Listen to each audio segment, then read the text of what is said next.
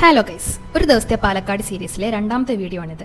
Kollengode heritage വില്ലേജിൽ നിന്ന് അടുത്ത് പോയത് സീതാർകുണ്ട് വാട്ടർഫോൾസിലേക്കായിരുന്നു. പാർക്കിംഗ് ഫീ അല്ലാതെ അവിടെ വരെ ടിക്കറ്റ് ചാർജസ് ഒന്നും ഇല്ലായിരുന്നു. നല്ല ഐസ് പോലത്തെ തണുത്ത വെള്ളം. വനവാസ കാലത്ത് സീതാദേവി സ്നാനം ചെയ്തത് ഈ അരുവിയിലായിരുന്നു. അങ്ങനെയാണ് ഈ പ്രദേശത്തിന് സീതാർകുണ്ട് എന്ന് പേര് വന്നത്. തലയിൽ തണുപ്പ് വീണ പാളാകം മാറി. പിന്നെ കുറച്ച് നരസിംഹക്കളിയും സ്ലോ മോഷൻ വീഡിയോ എടുക്കലൊക്കെ ആയിരുന്നു. അങ്ങനെ കുളിയൊക്കെ കഴിഞ്ഞപ്പോൾ നല്ല വിശപ്പ് തോന്നി തുടങ്ങി. പിന്നെ അടുത്ത ഡെസ്റ്റിനേഷൻ വിട്ടത് പെരിങ്ങോട്ടുശ്ശേരി കളത്തിലേക്കായിരുന്നു. ഈ കാണുന്ന നെൽകൃഷിയിൽ നിന്നുണ്ടാവുന്ന നെല്ല് സ്റ്റോർ ചെയ്യുന്ന സ്പേസ് ആണ് ഈ കളം.